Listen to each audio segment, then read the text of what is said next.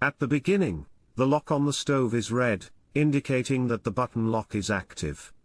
Press the lock button for 1 or 2 seconds to prepare the stove for use.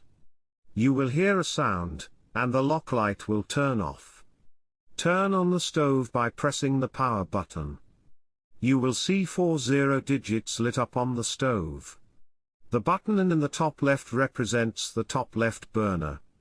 You can determine which burner is represented by the shapes on the stove. The stove will automatically turn off if it is not used for 10 seconds.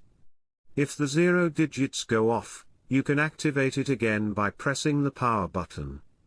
Activate the relevant button by pressing it to use the desired burner.